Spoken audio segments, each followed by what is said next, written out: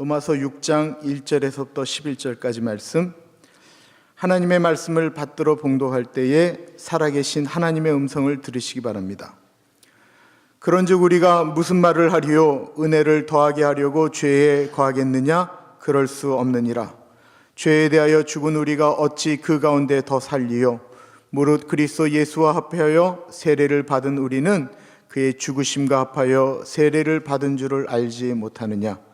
그러므로 우리가 그의 죽으심과 합하여 세례를 받음으로 그와 함께 장사되었나니 이는 아버지의 영광으로 말미암아 그리스도를 죽은 자 가운데서 살리심과 같이 우리로 또한 새 생명 가운데서 행하게 하려 함이라.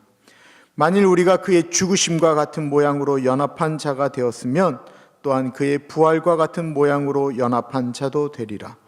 우리가 알거니와 우리의 옛사람이 예수와 함께 십자가에 못 박힌 것은 죄의 몸이 죽어 다시는 우리가 죄에서 종노릇하지 아니하려 함이니 이는 죽은 자가 죄에서 벗어나 의롭다 하심을 얻었음이라. 만일 우리가 그리스도와 함께 죽었으면 또한 그와 함께 살 줄을 믿노니 이는 그리스도께서 죽은 자 가운데서 살아나셨음에 다시 죽지 아니하시고 사망이 다시 그를 주장하지 못할 줄을 알미로라. 그가 죽으심은 죄에 대하여 단번에 죽으심이요 그가 살아계심은 하나님께 대하여 살아계심이니 이와 같이 너희도 너희 자신을 죄에 대하여는 죽은 자요 그리스도 예수 안에서 하나님께 대하여는 살아있는 자로 여길지어다. 아멘. 예수 믿는 분들이 지난주에 말씀드렸던 것처럼 가장 갈등하는 것이 있다고 한다면 그것은 내가 구원받았는가라고 하는 갈등이 사람들에게는 있습니다. 내가 사는 모습을 보니까 자신이 없는 것입니다. 한국에서는 늘 수련회라는 것을 학생들하고 하는데요, 여름 겨울로 하면 보통 3박 4일을 합니다. 그리고 수련회의 마지막 날은 거의 통에 자복하는 날이 수련회의 마지막 날입니다. 그러면 이제 한 3일 동안 쭉 은혜를 받고 그런 상태로 마지막 집회를 들어가게 되면 거의 3-4시간을 기도하게 되는데요, 거의 눈물 바다를 이룹니다. 거기에 키보드에서는 그냥 사람의 감정을 이렇게 터치하는 음악이 흘러나오지요. 앞에는 촛불이 켜져 있지요. 거기다가 교사들이 그때는 학생들 한 사람 한 사람을 생각하면서 통곡하며 기도를 합니다. 학생들이 감수성이 여려서일까요? 그 정도가 되면 아이들은요 저절로 눈물이 나오기 시작합니다. 그리고 한 학생이 통곡하며 울기 시작하면 우리 한국 분들은 왜 우는지도 모르고 같이 울잖아요. 한 학생이 통곡하고 울기 시작하면 그 통곡이 그냥 전체 학생들에게 이렇게 막 전염병처럼 퍼져나가기 시작합니다. 어쩔 때는 학생들이 동시에 집단 방언을 하기도 합니다. 그러면 그날 밤에 회개 기도하는데 아이들이 자기는 쓰레기라고 외치는 아이가 있는가 하면 그 수련회장 벽에 머리를 박으면서 그냥 기도를 하기도 합니다. 그리고 선생님을 찾아가서 얼마나 나 때문에 고생이 많았냐고 죄송하다라고 사죄하고, 그리고 용서 못한 친구들을 찾아가서 서로 끌어안고 울며 기도를 합니다. 그날 밤에 그 교사들, 전도사님들은 이게 천국이지라고 느끼게 되죠. 아이들도 그렇게 느낍니다. 천국은 여기구나. 내려가고 싶지 않은, 변화산에 그 제자들이 정말 내려가고 싶지 않은 그 마음을 그날 그 밤에 경험합니다. 그리고는 기대하는 것이 있습니다. 이러고 집으로 가게 되면 우리가 얼마나 기가 막힐까라는 기대가 다 있습니다. 이제 집으로 내려가면 정말 예수님 안에서 살겠다라고 마음을 굳게 다짐합니다. 그런데 눈물을 흘리고 교사에게 잘못했다고 말했던 그 친구가 다시 옛날로 돌아가서 그 교사의 속을 썩이는 것입니다. 그러면 교사는 정말로 시험에 들지요.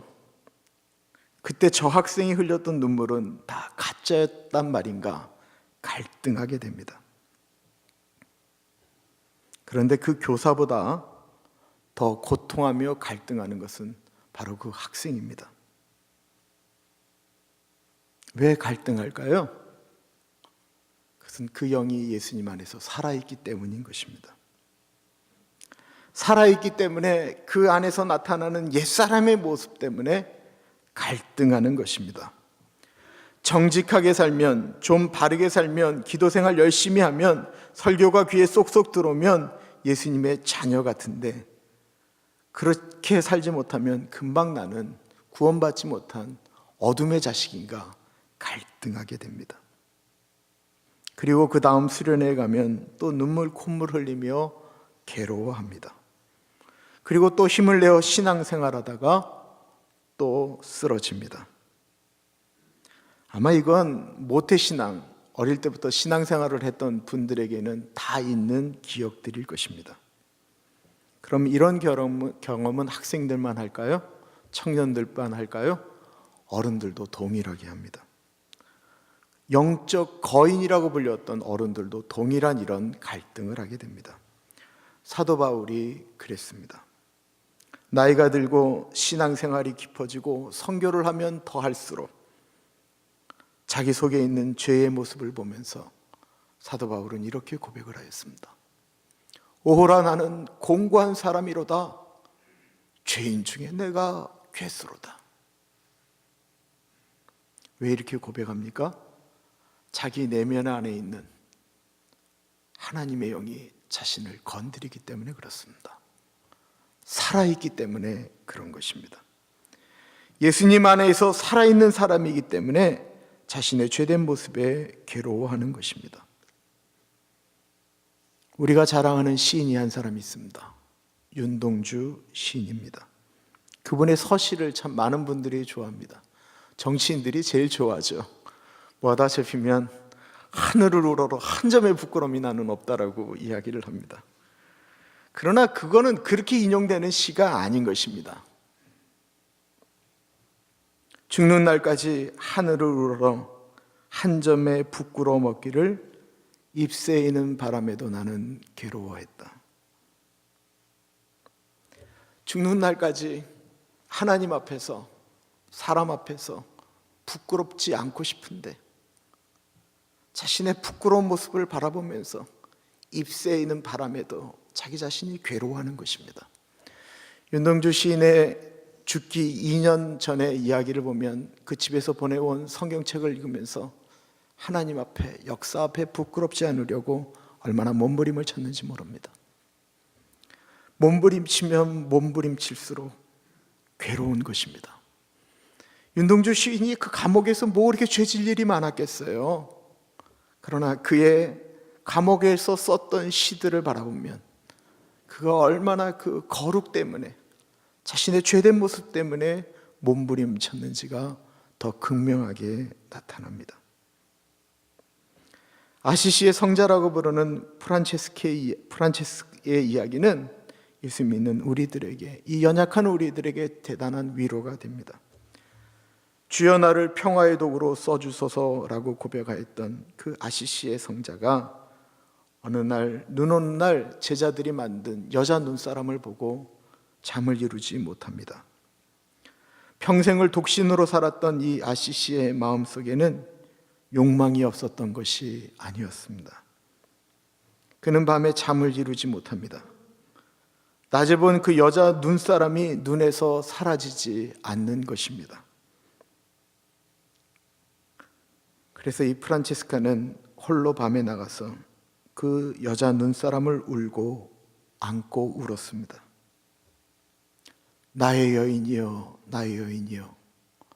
밤새도록 아시시의 성자가 울부짖는 소리들을 제자들은 들어야만 했습니다.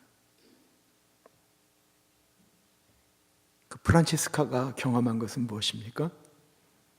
자신의 연약함이었습니다. 그렇게 연약함을 통해서 사람은 자신의 연약함을 통해서 하나님의 은총을 더 경험하는 것입니다. 아시시가 눈사람을 붙들고 울었던 이유는 그가 살아있었기 때문입니다. 여러분, 우리 안에 고통하는 죄의 문제가 생각납니까? 그것은 우리가 살아있기 때문에 그렇습니다. 난 아무것도 느끼지 않고 습관적으로 죄를 짓는다.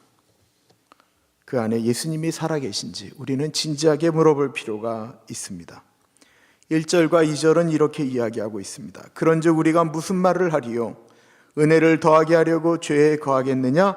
그럴 수 없느니라. 죄에 대하여 죽은 우리가 어찌 그 가운데서 더 살리요?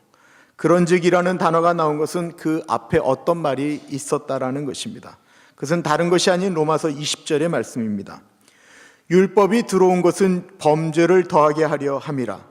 그러나 죄가 더한 곳에 은혜가 더욱 넘쳤나니. 이 말을 오해하는 분들이 있습니다. 죄가 많아야 은혜를 많이 경험한다라는 것입니다. 이 말은 그 말입니까? 아니다라는 것입니다. 율법에 자신을 비춰보니까 자신이 도저히 용서받을 수 없는 사람이다라는 것입니다. 용서받을 수 없는 자신인데 하나님께서 살려주시고 하나님의 자녀 삼아주신 것이 너무 감사해서 은혜가 넘친다라는 것입니다. 제가 아는 교사 중에 이런 주일학교 교사가 있었습니다. 술을 너무 좋아하는 거예요, 술을. 한국에서는 금요일 날 술을 안 마십니다. 보통 토요일 날 마시는데 이 친구가 토요일만 되면 안 마신다 안 그러다가 친구가 전화가 오면 뛰쳐나가는 거예요. 그리고는 친구들하고 그냥 술을 실컷 먹은 다음에 주일날 아침날 예배만 드리면 늘 죄책감 때문에 하나님 앞에 울면서 기도하는 거예요. 하나님, 어떻게 저 같은 쓰레기가 이제 애들 앞에 서서 또 반사를 하겠습니까? 눈물 흘리고 미안하니까 아이들에게 떡볶이 사주고 오뎅 사주고 그러면서 최선을 다해 아이들을 가리키는 거예요. 그리고는 그 다음 주 토요일 날 되면 이 친구가 또 술을 마셔요. 그리고 주일날 또 나 같은 것이 어떻게 학생들 앞에 설 수 있습니까? 주님 용서하여 주십시오. 그리고 그 다음 주에 또 술 마시고 주님 나 같은 쓰레기가, 그 다음 주에 또 술 마시고 주님 나 같은 벌레가. 이 친구가 예수님 사랑하지 않았느냐? 예수님 무지하게 사랑했거든요. 그런데 이 친구가 어느 날 술을 끊게 되었습니다. 엄청난 은혜를 경험하고 난 후에 진짜로 술을 딱 끊었습니다. 이젠 술을 끊었으니까 눈물이 없어졌을까요? 아닙니다. 어찌 나 같은 것을 사랑하셔서 이런 은혜를 주셨느냐라고 울었습니다. 여러분, 죄가 많은 곳에 은혜가 넘쳤다라는 것은 내가 어떻게 할 수 없는 그런 죄악이 있는데 그것을 용서하시는 주님을 경험했기 때문에 은혜가 넘친다라는 것입니다. 이 얘기 바로 제 이야기입니다. 목사들인데 술을 너무 좋아해서 토요일마다 술을 마시고는 주일날 교사들을, 아이들을 가리키고 울었습니다. 예수님 만나고 나니까 어떻게 나 같은 것을 사랑했는지 참 그것이 그 더 큰 은혜로 다가왔습니다. 그래서 여러분, 술 마시는 분들에 대해서 뭐라면 안 돼요. 어느 날 어떻게 될지 아무도 모르는 거예요. 우리가 함부로 이야기하면 안 된다라는 것입니다. 많은 죄를 지은 사람들이 더 큰 은혜를 받느냐? 그 말이 아니다라는 것입니다. 이 은혜는 주님의 십자가에서 자신의 죄를 못 박으려고 몸부림치는 사람들이 경험하는 은혜인 것입니다. 6절을 보십시오. 우리가 알거니와 우리의 옛사람이 예수와 함께 십자가에 못 박힌 것은 죄의 몸이 죽어 다시는 우리가 죄에서 종노릇하지 아니하려 함이니. 우리는 착각합니다. 예수님을 믿으면 죄가 죽는다라고 생각합니다. 죄된 본성이 없어진다라고 생각합니다. 죄 짓는 생각이 없어진다라고 생각을 합니다. 아닙니다, 여러분. 예수 믿고 죽은 것은 바로 죄인된 신분, 옛사람, 죄인이 죽는 것입니다. 6절에 보면 죄의 몸이 죽는다라고 표현하고 있는 것입니다. 예수 믿으면 죄를 안 짓는가? 그것이 아닙니다. 예수 믿으면 죄가 우리 인생에서 사라지는 것이 아니고 과거의 죄인된 신분에서 우리가 바뀌는 것을 의미하는 것입니다. 무엇으로 바뀝니까? 여전히 죄인인데 죄인으로 이야기하지 아니하고 하나님의 자녀라고 불러주신다라는 것입니다. 예수 안에서 살아있는 자로 불러주신다라는 것입니다. 탕자가 집을 나갔습니다. 허랑방탕하게 살았습니다. 그리고 그가 거지가 되어 집으로 돌아왔습니다. 말을 합니다. 아버지, 저는 아버지 아들로 불릴 자격이 없습니다. 저를 차라리 종으로 불러주십시오. 그때 아버지가 뭐라고 얘기합니까? 그래, 이제부터 너는 내 종놈이다 라고 이야기합니까? 목을 끌어안고 울며 입을 맞추고 좋은 옷을 입히고 가락지를 끼우고 잔치를 벌렸습니다. 그리고 뭐라고 말씀합니까? 잃었던 내 아들을 찾았다라고 고백합니다. 탕자인 옛사람은 죽고 산자인 하나님의 아들이 거기에 있는 것입니다. 그러므로 예수 믿는 우리는 누구입니까? 우리는 산자입니다. 살아있는 자입니다. 우리는 살아있는 살아계신 하나님의 자녀인 것입니다. 여러분, 우리는 그분 앞에 죄인된 모습으로 서 있는 것이 아니고요, 은혜 받은 사람이기 때문에 서 있는 것입니다. 그러므로 십자가에는 두 가지 의미가 있다라고 이야기합니다. 8절은 이렇게 이야기하고 있습니다. 만일 우리가 그리스도와 함께 죽었으면 또한 그와 함께 살 줄을 믿노니. 그리스도의 십자가를 보면 우리는 얼마나 더러운 죄인인가 생각이 되어집니다. 십자가는 우리가 죄인이다라고 하는 상징입니다. 그 십자가 앞에 떳떳한 사람이 도대체 누가 있겠습니까? 저 십자가에서 예수님이 나를 위하여 죽으셨구나 생각되어지는 것입니다. 그 십자가에서 죄인된 우리의 신분이 같이 죽은 것입니다. 십자가에서 죄인 김인철이 예수님과 함께 못 박힌 것입니다. 십자가는 과거에 예수 믿기 전에 내 모습이 죽은 장소입니다. 그러면 십자가가 그것으로 끝난 것일까요? 십자가는 죽었을 뿐만 아니라 그런 죄인된 우리를 구원하여 주신 은혜의 자리인 것입니다. 예수님이 십자가에서 다시 살아나신 것처럼 죄인 김인철은 죽고 예수님의 자녀된 김인철이 십자가와 함께 살아났다라는 것입니다. 십자가에서 나는 죽고 십자가에서 내가 다시 사는 것입니다. 그러므로 우리가 십자가를 보면 우리의 죄된 모습 때문에 몸부림쳐야 하고, 그런 죄인된 우리를 살리신 은혜 때문에 감사해야 되는 것입니다. 예수 믿는 분들이 이 의식이 분명하지 않으니까 그저 세상 죄에 헤매어 살 때가 너무나도 많이 있습니다. 여러분, 우리는 누구입니까? 우리는 죄인이었다라는 것입니다. 그건 과거입니다. 우리는 누구입니까? 우리는 죄 때문에 하나님의 영광에 이르지 못하고 죽을 사람이었다라는 것입니다. 이것도 과거입니다. 우리는 누구입니까? 이런 죄 때문에 죽을 수밖에 없는 우리를 예수님이 십자가에서 보혈을 흘려 죽으심으로 살렸다라는 것입니다. 우리는 누구입니까? 죄인된 우리는 예수님의 십자가에서 죽고 하나님의 자녀, 살아있는 사람이 되었다라는 것입니다. 그러므로 우리는 산자인 것입니다. 살아있는 자는 그래서 하나님 아버지를 그리워합니다. 주님 앞에 나와서 자신의 죄를 고하고 또 고하고, 그럼에도 불구하고 용서하시는 주님을 바라볼 때 은혜 안에 거하면서 내가 용서받은 하나님의 자녀인 것을 경험하게 된다라는 것입니다. 하나님이 저에겐 세 아이를 주셨습니다. 예석이, 예림이, 예준이입니다. 감사하게도 다 저를 닮았습니다. 제 아내를 닮지 않았습니다. 그런데 밖에 나가면 누구 자식인지 잘 모릅니다. 그런데 제 옆에 있으면 대번에들 알아보십니다. 닮았기 때문에 그렇습니다. 칼빈이 이런 유명한 말을 하였습니다. 하나님에 대한 지식이 없이는 자기 자신에 대한 지식이 없다. 사람들이 하나님을 모르니까 자기 자신을 모르는 것입니다. 자기 자신을 모르니까 인생은 이렇게 살다 그냥 다 죽어간다라고 착각하고 살아가는 것입니다. 여러분, 하나님을 알아야 본인을 알 수 있습니다. 왜 그렇습니까? 우리가 하나님의 자녀이기 때문에 그렇습니다. 그러므로 우리가 주님 앞에 자꾸 나와서 십자가 앞에서 우리의 모습을 조명할 때, 바라볼 때 우리 안에 죄인된 모습은 죽고 우리 안에 계신 예수님의 형상이 겉으로 드러나는 것입니다. 오늘 본문에는 옛사람이라는 말이 나옵니다. 사람들은 가끔 옛사람을 그리워합니다. 불편해지면, 신앙생활이 불편해지면 우리는 옛사람을 그리워합니다. 마음대로 하고 싶은데 그렇게 못할 때 옛사람을 그리워합니다. 이스라엘 사람들이 430년 동안 종로로 타던 곳에서 나와서 드디어 해방하였습니다. 그런데 그들이 만나 먹고 좀 힘들어하니까 뭐라고 이야기합니까? 옛 생활을 그리워합니다.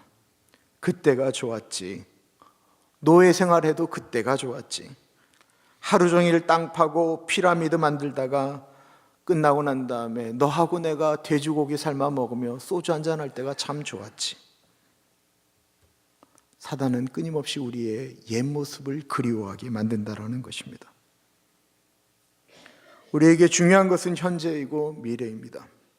과거가 중요하지 않은 것은 아니지만 옛사람을 그리워하는 우리의 본성을 버려야 합니다. 옛사람은 죄인된 신부는 이미 십자가에 못 박았기 때문인 것입니다.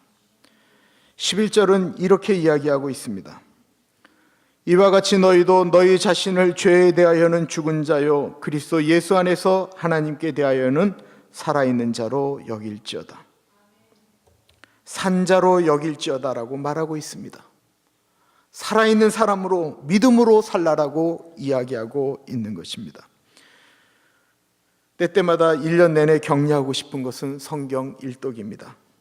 많은 분들이 하나님 부르실 때까지 성경을 일독하지 못하고 그냥 부르심을 받습니다. 처음에는 좀 열심히 읽다가 못 읽게 되시고 안 읽게 되시면서 하시는 말씀이 그럼 그렇지, 내가 어떻게 하겠어? 라고 포기하십니다. 아닙니다. 우리는 그런 존재가 아닙니다. 마귀에게 속고 있는 것입니다. 우리는 살아계신 하나님의 자녀인 것입니다. 그런 죽은 자의 소리에 넘어가지 마시고 다시 일어나 읽으시면 되는 것입니다. 어거스틴이 로마서를 읽다가 변화되었습니다. 그리고 바깥으로 나갔는데 그가 변화된 줄 모르는 그가 늘 가까이 했던 길거리의 여인이 어거스틴을 또 유혹을 합니다. 그때 어거스틴이 참 유명한 말을 하지요. 너는 너로되 나는 내가 아니니라. 너는 과거의 너나 지금의 너나 똑같은 너로되 지금의 나는 네가 과거에 알던 어거스틴이 아니니라. 죄에 대해서 죽었기에 선포할 수 있는 말씀입니다. 죄에 대해서 갈등하다 보면 우리는 이겨낼 수 있습니다. 이길 수 있는 이유는 우리가 예수님 안에서 살아있기 때문입니다. 살아있는 사람은 죄에 대해서 갈등합니다. 그리고 그렇게 갈등하다 보면 우리는 조금씩 예수님을 닮아갑니다. 그러면서 한번 죄를 이기면 처음에는 어렵게 이기지만 자꾸 싸워 이기면 나중에는 쉽게 이길 수 있습니다. 그리고 내가 주님 안에서 바르게 살게 되면 다른 사람들도 같이 살아나게 됩니다. 그 집안의 가장 한 사람이 하나님 앞에 회개하고 돌아서면 아내가 행복해지고요, 자녀들이 행복해집니다. 여러분, 그저께 신문 보셨습니까? 이 미국 사회에 있는 한국 가정의 폭력이 대물림된다라고 이야기하지 않습니까? 아버지가 아내 때리는 것을 보고 자란 이 미국에 있는 2세들이 걔네들이 가정을 이뤘는데 걔네들도 그러고 살아간다라는 거예요. 한 사람이 주께로 돌아와서 산자로 살면 그 가정이 다 사는 거예요. 나만 사는 게 아니에요. 나 살겠다고 주님 앞에 섰는데 나만 사는 것이 아니고 내 주변이 다 사는 거예요. 나 한 사람이 내가 다니는 직장에서 바르고 정직하게 살면 그 회사가 다 사는 거예요. 학교에서 남들 다 컨닝하는데 왜 나만 컨닝 안 하는? 아니에요. 내가 하나님 앞에 정직하게 살라고 몸부림치면요, 그 영향력이 사람들에게 미쳐가는 거예요. 여러분, 우리가 작아요? 우리 절대로 작지 않아요. 우리가 작은 자 만들려고 하나님이 우리를 그런 존재로 만들려고 십자가 지신 게 아니에요. 주님이 우리 한 사람 살림으로 정말 이 세상 가운데 빛과 소금의 역할을 감당하라고 우리를 부르셨어요. 2012년도 되면서 내가 아비로, 내가 어미로, 혹은 내가 자녀로, 내가 혹은 직장인으로, 내가 교회의 직분자로, 이것은 내가 주님 앞에 죽어지기를 원합니다. 그래서 내가 살기를 원합니다. 고백하는 그거 포기하지 마십시오. 내가 그것 때문에 반듯하게 서 있으면 그 영향력은 내 눈에 보이는 것 이상으로 이 땅 가운데 퍼져나가게 될 것입니다. 주님의 십자가에서 내 옛사람을 죽이고 또 죽이고 그리고 십자가에서 다시 살아나는 삶을 경험하시기를 기도드립니다. 기도하겠습니다.